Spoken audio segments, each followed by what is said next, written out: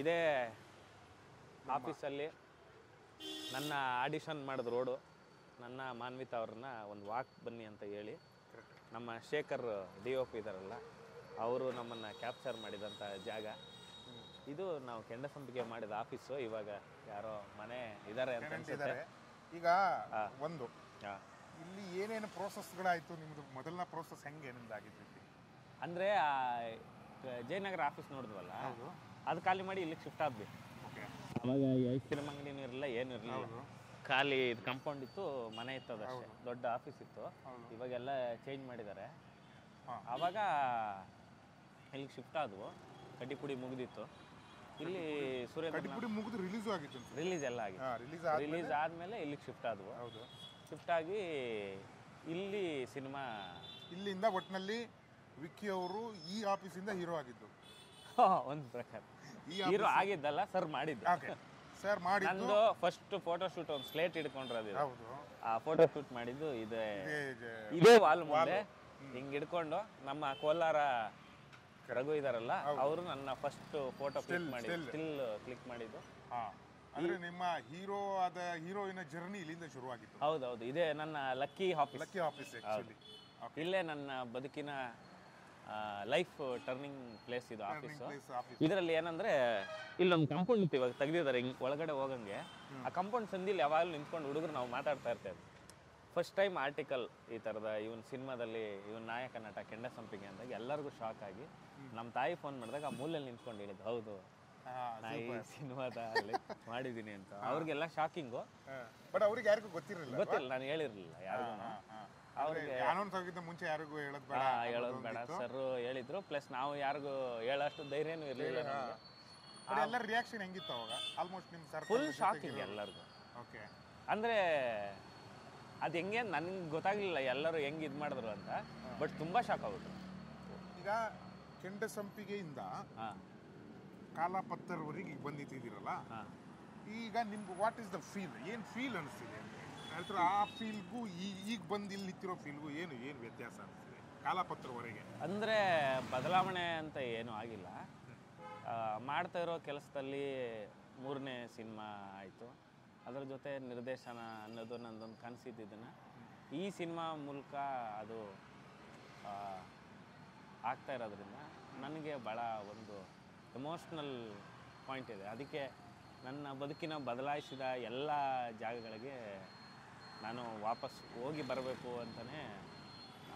ಯಾಕಂದರೆ ಮುಂದೆ ಹೋಗ್ತಾ ಹಳೇದು ಸ್ವಲ್ಪ ಮರು ಇದಾಗ್ಬಿಡುತ್ತೆ ಈ ಲೈಫ್ ಸ್ಟೈಲಲ್ಲಿ.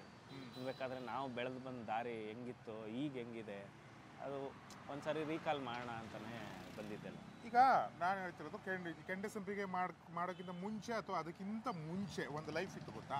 ಸೊ ತುಂಬ ಈಸಿ ಆಗಿತ್ತು ನಮ್ಮ ಲೈಫ್ ಆ ಟೈಮಲ್ಲಿ. ಯಾಕಂದರೆ ಆ ಟೈಮಲ್ಲಿ ನಾವು ಯಾವುದೇ ರೀತಿಯ ಕಲಾವಿದರ ಅಂತಾಗಲಿ ಅಥವಾ ಹೀರೋಗಳಂತಾಗಲಿ ಯಾವುದು ಎಕ್ಸ್ಟಾಬ್ಲಿಷ್ ಆಗಿರಲಿಲ್ಲ. ಹೌದು. ಬಟ್ ಈಗ ಎಕ್ಸ್ಟಾಬ್ಲಿಷ್ ಆದ್ಮೇಲಿಂದು ಈಗ ಹೆಂಗೆ ಅನ್ಸುತ್ತೆ ಅಂತ? ಅದೇ ಈಗ ನೀವು ಹಂಗೆ ಅನ್ಸುತ್ತೆ ಅಂದರೆ ಈಗ ನೀವು ಹಳೆ ಈಗ ನಾವು ಈ ಆಫೀಸಿಗೆ ಬಂದಿದ್ದೀವಿ, ಕೆಂಡಸಂಪಿ ಆಫೀಸಿಗೆ ಅಥವಾ ಕಡ್ಡಿಪುಡಿ ಆಫೀಸಿಗೆ ಹೋಗಿದ್ದೀವಿ. ಬಟ್ ಅಲ್ಲಿ ಹಿಂಗೆ ಇರಲಿಲ್ಲ ನಾವು ಅಂತೇಳಿ. ಹೌದು, ಈ ಥರ ಬಿಹೇವ್ ಮಾಡ್ತಿರ್ಲಿಲ್ಲ. ಸೊ ಈಗ ಹೆಂಗೆ ಅದನ್ನ ಹೆಂಗೆ ನೀವು ಜಸ್ಟಿಫಿಕೇಶನ್ ಹೆಂಗೆ ಕೊಡ್ತೀರಾ? ಅದಕ್ಕೆ ಸ್ವಲ್ಪ ಕಾಮನ್ ಸೆನ್ಸ್ ಜಾಸ್ತಿ ಆಗಿದೆ ಈಗ. ಮೊದಲಂದ್ರೆ ಹೆಂಗೆ ಬೇಕು ಹಂಗೆ ಸಿಕ್ಕಾಪಟ್ಟೆ ತಲಾಟೆ ಅದು ಇದು ನಮ್ದು ಗೊತ್ತಿತ್ತಲ್ಲ. ನಾವು ಯಾವಾಗಲೂ ನಗ್ತಾ ಇರೋವು, ಬೈಸ್ಕೊಂಡ್ರು ನಗ್ತಾ ಇರೋದು, ಯಾವಾಗಲೂ ನಗ್ತಾ ಇದ್ವು. ಇದೇ ಆಫೀಸಲ್ಲಿ ಎಷ್ಟು ಸರಿ ಊಟ ತಿಂಡಿ ತಗೊಬಂದಿದ್ದೀವಿ, ಇದೇ ಆಫೀಸಲ್ಲಿ ಇದೇ SLVಗೆ ಹೋಗಿ ಎಷ್ಟು ಸರಿ ಕಾಫಿ ಕುಡಿಯೋದು ಬಂದಿದ್ದೀವಿ. ನಾವು ಹಿಂಗೆ ಒಂದು ಹೋಗಿ ಬರೋಣ ನಿತ್ಯ ಮಾತಾಡ್ತಿದ್ದೀವಿ ನಾವು. ಸೊ ನಿಮ್ಗೆ ಅದೇ ಹೇಳಿದ್ನಲ್ಲ ಈಗ, ಅದೇ ಏನಂದ್ರೆ ಇದೆ ನೋಡಿ, ಈ ಫುಟ್ಪಾತ್ ಆಯ್ತಲ್ಲ, ಇಲ್ಲಿ ನಾನು ಏನು ಇಲ್ದೇನು ಬಂದಿದ್ದೀನಿ. ಆಮೇಲೆ ಸಿನಿಮಾ ಆಯ್ತು ಆವಾಗಲೂ ಬಂದಿದ್ದೀನಿ. ಎಲ್ಲವೂ ಕೊಟ್ಟಂತ ಜಾಗ ಇವೆಲ್ಲ. ಇವನ್ನ ನಾವು ಮರೆಯೋಕ್ಕೆ ಸಾಧ್ಯ ಇಲ್ಲ. ಆಮೇಲೆ ಬದಲಾವಣೆ ಅಂತ ಏನೂ ಆಗಿಲ್ಲ. ಸ್ವಲ್ಪ ಕಾಮನ್ ಸೆನ್ಸ್ ಜಾಸ್ತಿ ಆಗಿ ಸ್ವಲ್ಪ ಪಬ್ಲಿಕಲ್ಲಿ ಹೆಂಗೆ ಬಿಹೇವ್ ಮಾಡಬೇಕು ಅನ್ನೋದು ಬಿಟ್ಟರೆ ಮುಂಚೆ ಅವೆಲ್ಲ ಇರಲಿಲ್ಲ. ಮುಂಚೆ ಅಂದ್ರೆ ಮೈಂಡಲ್ಲಿ ನೋಡಿ ಮಾತಾಡಿಸ್ದೇ ಹೋದ್ರು ಅಟ್ಲೀಸ್ಟ್ ನೋಡಿ ಇವ್ನು ಹೆಂಗೆ ಸೊಸೈಟಿಲಿ ಬಿಹೇವ್ ಮಾಡ್ತಾನೆ ಅನ್ನೋದು ಅದು ಇರುತ್ತಲ್ವಾ, ಆ ಸೆನ್ಸೇ ಇರಲಿಲ್ಲ ನಮಗೆ. ನಮ್ಮ ದಿಗ್ಲಲ್ಲಿ ಓಡಾಡ್ತಾ ಅಷ್ಟೇ. ಆಮೇಲೆ ನಮ್ಗೆ ಯಾರು ಅಬ್ಸರ್ವ್ ಮಾಡ್ತಿದ್ದಾರೆ ಅನ್ನೋದು ನಮ್ಮ ತಲೆಯಲ್ಲಿ ಇರಲಿಲ್ಲ.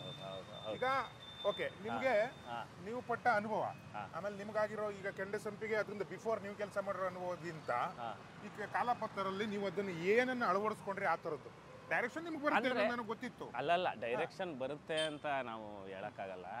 ಅದು ದೊಡ್ಡ ಕೆಲಸ, ಅದು ಕಲಿಕೆಗೆ ಕೊನೆ ಇಲ್ಲ. ಅದು ಬಹಳ ದೊಡ್ಡ ಕೆಲಸ. ಅದನ್ನ ನಾವು ಕಲಿತು ಅಂತಾನು ಹೇಳಕ್ ಸಾಧ್ಯನೇ ಇಲ್ಲ. ಎಂಡ್ಲೆಸ್ ಅದು. ಏನಂದ್ರೆ ನಾವು ಯೂಜ್ ಬಡ್ಜೆಟ್ ಸಿನಿಮಾನು ಕೆಲಸ ಮಾಡಿದ್ದೆ, ದೊಡ್ಡ ಬಡ್ಜೆಟ್ ಆಗಿನ ಕಾಲಕ್ಕೆ. ಲೋಯೆಸ್ಟ್ ಬಡ್ಜೆಟ್ ಸಿನಿಮಾ ಕೆಲಸನೂ ಮಾಡಿದ್ದೆ. ಈ ಮಿಡ್ಲ್ ಇರುತ್ತಲ್ಲ, ಆ ಬಡ್ಜೆಟ್ ಸಿನಿಮಾದಲ್ಲೂ ಕೆಲಸ ಮಾಡಿದ್ರಿಂದ ನಮ್ಗೆ ಈ ಪ್ರೊಡಕ್ಷನ್ ಕಾಸ್ಟ್ ಸೇವಿಂಗ್ ಹೆಂಗ್ ಮಾಡಬೇಕು ಅನ್ನೋದೊಂದು ಐಡಿಯಾ ಇತ್ತು. ಚೆನ್ನಾಗಿ ಸನ್ಲೈಟ್ ಇರಬೇಕಾದ್ರೆ ಹೆಂಗೆ ಶೂಟ್ ಮಾಡ್ಕೋಬೇಕು, ಸನ್ಲೈಟ್ ಇಲ್ಲದೆ ಇರಬೇಕಾದ್ರೆ ಹೆಂಗೆ ಲೈಟ್, ಅಂದರೆ ಪ್ರೊಡಕ್ಷನ್ನ ಕಂಟ್ರೋಲ್ ಮತ್ತು ಖರ್ಚು ವೆಚ್ಚಗಳನ್ನು ಹೆಂಗೆ ತಡಿಬೇಕು. ಯಾಕಂದ್ರೆ ಅವರ ಡಿಫರೆನ್ಸ್ ಗೊತ್ತಿತ್ತಲ್ಲ, ಯೂಸ್ ಬಜೆಟ್ ಮಾಡಿದ್ವಿ. ಹೌದೌದು. ಸೊ ನಾವೇ ತಂಡ ಕೊಟ್ಕೊಂಡು ನಮ್ದೇ ಒಂದು ಬಜೆಟ್ ಅಲ್ಲೂ ನಾವು ಅದನ್ನ ಮಾಡಿದ್ವಿ. ಓಕೆ, ಅದರಿಂದ ಅದೊಂದು ಬಹಳ ಎಕ್ಸ್ಪೀರಿಯನ್ಸ್ ಆಯ್ತು. ನಾವು ಶೂಟಿಂಗ್ ಮಾಡೋಕ್ಕಾಗಲಿ, ಅದನ್ನ ಮುಗಿಸೋದಕ್ಕಾಗಲಿ, ಒಂದು ರಿಲೀಸ್ ಅಂತ ತರೋವರೆಗೆ ಒಂದು ಎಫರ್ಟ್ ಇರುತ್ತಲ್ವಾ, ಅದನ್ನೆಲ್ಲ ಕಲ್ತಿದ್ದು ನಾ ಮಾಡಿದ ಸಿನಿಮಾ ಕೆಲಸಗಳಿಂದ, ಸೂರಿ ಸರಿಂದ, ಯೋಗರಾಜ್ ಸರಿಂದ, ಅದೆಲ್ಲ ನಮ್ಮ ಬಳುವಳಿಯಾಗಿ ಬಂದಿದ್ದು. ಈಗ ಕಾಲಪತ್ತರ್ ಅನ್ನೋ ಮೂಲಕ ನೀವು ಈಗ ಇಷ್ಟು ಟೈಮ್ ತಗೊಂಡಿದ್ರಿ, ಯಾಕೆ ನನಗೆ ಅರ್ಥ ಆಗಿಲ್ಲ. ಅಂದ್ರೆ ಈ ಗ್ಯಾಪ್ಸ್ಗಳು ಯಾಕೆ? ಅಂದ್ರೆ ನಾನೇನು ಗ್ಯಾಪ್ ಆಗಲಿ ಇದು ಮಾಡಬೇಕು ಅಂತ ಏನಿರಲಿಲ್ಲ. ನನ್ನ ಪರ್ಸನಲ್ ನಾನು ಕೇಳ್ತೇನೆ. ಅಲ್ಲ, ಪರ್ಸನಲ್ ಗೊತ್ತಾಯ್ತು. ಇದು ಕಾಲೇಜ್ ಕುಮಾರ ಶುರುವಾಕ್ಕಿಂತ ಮುಂಚೆನೇ ಇವರು ಯಾರು ನಮ್ಮ ಸತ್ಯಪ್ರಕಾಶ್ ನಂಗೆ ಒಂದು ಲೈನ್ ಕತೆ ಹೇಳಿದರು. ಹೇಳಾದ್ಮೇಲೆ ಸರಿ ಇದನ್ನು ನಾನು 3ನೇ ಸಿನಿಮಾ ಮಾಡೋಣ ಅಂತ ಫಿಕ್ಸ್ ಆಯಿತು. ಕಾಲೇಜ್ ಕುಮಾರ್ ರಿಲೀಸ್ ಆಯಿತು 2018 ಎಂಡ್ವರೆಗೆ. ಎಲ್ಲ ಅದು ಇದು ಓಡಾಟ, ಸಂಭ್ರಮಾಚರಣೆ ಎಲ್ಲ ಮುಗೀತು. ಸರಿ ಶುರು ಮಾಡಿದ್ವು. ಇದು ಸ್ವಲ್ಪ ಸ್ಕ್ರಿಪ್ಟ್ ಬರೆಯೋದು 7-8 ತಿಂಗಳು, 1 ವರ್ಷದ ಹತ್ತತ್ರ ಆಗೋಯ್ತು ಇದು ಮಾಡೋರಿಗೆ ಲೈನಪ್ಸ್. ಇನ್ನೇನು ಶುರು ಮಾಡೋಣ, ಕೋವಿಡ್ ಬಂತು. ಅದು 2 ವರ್ಷ ಜಂಪು. ಕೋವಿಡ್ ಆದ್ಮೇಲೆ ಮತ್ತೆ ಇದನ್ನು ಶೂಟ್ ಮಾಡೋಣ ಅಂತ ರೆಡಿ ಮಾಡಿದ ತಕ್ಷಣ ಮತ್ತೆ ಎಲ್ಲ ಚೇಂಜಸ್ ಆಗಿತ್ತು. ಮತ್ತೆ ಸ್ಕ್ರೀನ್ ಪ್ಲೇ ಮತ್ತೆ ಕೂತು ಬದಲಾವಣೆ ಮತ್ತೆ ಚೇಂಜ್ ಮಾಡಿದ್ವು. ಮತ್ತೆ ಚೇಂಜ್ ಮಾಡಿ ಶೂಟಿಂಗ್ ಮಾಡಕ್ ಶುರು ಮಾಡಿದ್ದು ಅಷ್ಟೇ. ಇದು ಬೇಕು ಅಂತ ಆಗಿಲ್ಲ, ಅಚಾನಕ್ ಆಗಿ ಅದೇ ಟೈಮ್ ತಗೊಂಡಿದ್ದು. ಗುರಿ ಮಾತ್ರ ಈ ಸಿನಿಮಾನೇ ಮಾಡ್ಬೇಕಂತ ಇದ್ದಿದ್ದು. ಆ ಗುರಿ ತಲುಪೋದು ಸ್ವಲ್ಪ ಲೇಟ್ ಆಯ್ತು. ಇನ್ನೊಂದೇನಾಯ್ತು ಅಂದ್ರೆ, ನೀವು ಕಾಲಪತ್ರೇ ಮಾಡ್ಬೇಕು ಅಂತ ಕೂತಿದ್ರೆ ಬಿಟ್ರೆ ಈ ಗ್ಯಾಪ್ ಅಲ್ಲಿ ಯಾವ್ದು ಬೇರೆದಕ್ಕೆ ಹೋಗಿಲ್ಲ. ಆದ್ರೆ ಅದು ಗುರಿ ಅದೇ ಇತ್ತು. ಹೌದೌದು, ಕಾಲಪತ್ರೇ ಮಾಡ್ಬೇಕು, ಅದನ್ನೇ ಕರೆಕ್ಟ್ ಆಗಿ ಒಂದು ದಡಕ್ ಮುಟ್ಸ್ಬೇಕು. ಸೊ ಅದು ಈಗ 13ಕ್ಕೆ ಬರ್ತಾ ಇದೆ. ಹೌದು, ಹಾಗಾಗ್ಬಿಟ್ಟು ನಮಗಂತೂ ಖುಷಿ ಇದೆ. ನೋಡುವ. ಮತ್ತೆ ನಿಮ್ಮ ಗುರುಗಳೆಲ್ಲ ಏನ್ ಹೇಳ್ತಾರೆ? ಸರ್ಗೆ ಹೋಗಿ ಮೀಟ್ ಮಾಡಿದೆ, ಒಂದು 3-4 ಅವರ್ ಮಾತಾಡಿದ್ರು. ನಮ್ದು ಗುರುಗಳೇ ಹೋಗಿ ಮಾತಾಡಿ, ಸರ್ ಇದು ಹಿಂಗೆ ನೋಡಿದ್ರು, ಟ್ರೈಲರ್ ನೋಡಿ ಚೆನ್ನಾಗಾಯ್ತು ಕಣೋ, ಥಿಯೇಟರ್ ಬರ್ಬೇಕು ಅನ್ಸುತ್ತೆ ಕಣೋ ಮನೆಯಿಂದ ಈಚೆಗೆ ಎದ್ಬಿಟ್ಟು ಅಂತಂದ್ರು. ಥ್ಯಾಂಕ್ ಯು ಸರ್ ಅಂತಂದ್ರೆ. ಸಿನಿಮಾನು ನೋಡ್ತೀನಿ, ಒಳ್ಳೇದಾಗಲಿ, ಕತೆ ಚೆನ್ನಾಗಿದೆ, ಇದನ್ನ ಆಡಿಯನ್ಸ್ ಹೆಂಗ್ ರಿಸೀವ್ ಮಾಡ್ತಾರೆ ಅನ್ನೋ ಕುತೂಹಲ ನನಗಿದೆ. ಆಲ್ ದ ಬೆಸ್ಟ್ ಹೇಳಿದ್ರು, ಆಶೀರ್ವಾದ ಮಾಡಿದ್ರು. Full happy. ನೆನ್ನೆ ಮಧ್ಯಾಹ್ನದಿಂದ ಯೋಗರಾಜ್ ಸರ್ ಹತ್ರ ಫೋನ್ ಮಾಡಿದೆ. ಯೋಗರಾಜ್ ಸರ್ ಸಿಗ್ತೀನಿ ಕಣ, ಬರ್ತೀನಿ ಅಂತ ಹೇಳಿದ್ದಾರೆ. ಇವತ್ತು ನಾಳೆಯಲ್ಲಿ ಅವರು ಕಡಲ ಸಿನಿಮಾದಲ್ಲಿ, ಮನದ ಕಡಲ ಸಿನಿಮಾದಲ್ಲಿ ಸ್ವಲ್ಪ ಬಿಸಿ ಇದ್ದಾರೆ. ಈ ವಾರದಲ್ಲಿ ಸಿಗ್ತೀನಿ ಅಂತ ಹೇಳಿದ್ರೆ ಸರ್ ಸಿಗ್ತಾರೆ. ಆಮೇಲೆ ಇನ್ನೊಂದೇನಂದ್ರೆ, ಪ್ರಶಾಂತ್ ಈ ಸಿನಿಮಾದಲ್ಲಿ ಇವರು ಆ್ಯಕ್ಟ್ ಮಾಡಿಲ್ಲ, ಆದ್ರೂ ಒಬ್ಬ ಸ್ನೇಹಿತನಾಗಿ, ಒಬ್ಬ ಸ್ಟಾರ್ ಆಗಿ ನನ್ನ ಸಿನಿಮಾಗೆ ಹೆಲ್ಪ್ ಮಾಡ್ತಾ ಇದ್ದಾನೆ. ಅದಕ್ಕೆ ಥ್ಯಾಂಕ್ ಯು ಪ್ರಶಾಂತ್.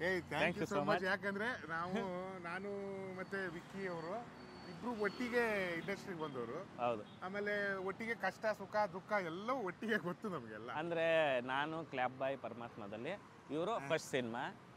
ಇಬ್ರು ಫಸ್ಟ್ ಸಿನಿಮಾದಿಂದ ಇಲ್ಲಿವರೆಗೆ ಟ್ರಾವೆಲ್ ಆಗಿದೆ. ಮುಂದೆ ಟ್ರಾವೆಲ್ ಮಾಡ್ತೀವಿ. ಅಂದ್ರೆ ಆ ಜರ್ನಿ ಏನು ನಮ್ಮಿಬ್ಬರಿಗೆ ಗೊತ್ತಿಲ್ಲ, ನಾವು ಏನೇನು ಆಗ್ತೀವಿ ಅಂತ ಮೀಟ್ ಮಾಡೋದು ದಿನ. ಇವತ್ತು ಇಲ್ಲಿವರೆಗೆ ಬಂದಿದ್ದೀವಿ. ಅದಕ್ಕೆಲ್ಲ ಕನ್ನಡಿಗರಿಗೆ, ನಮ್ಮ ಗೆಳೆಯರಿಗೆ, ರಿಲೇಟಿವ್ಸ್ಗೆ, ನಮಗೆಲ್ಲ ಕಾಣದ ಕೈಗಳು ಹೆಲ್ಪ್ ಮಾಡಿದವ್ರು ಎಲ್ಲರಿಗೂ ತುಂಬ ಧನ್ಯವಾದಗಳು. Thank you so much. Thank you Prashanth. Thank you. Love you man.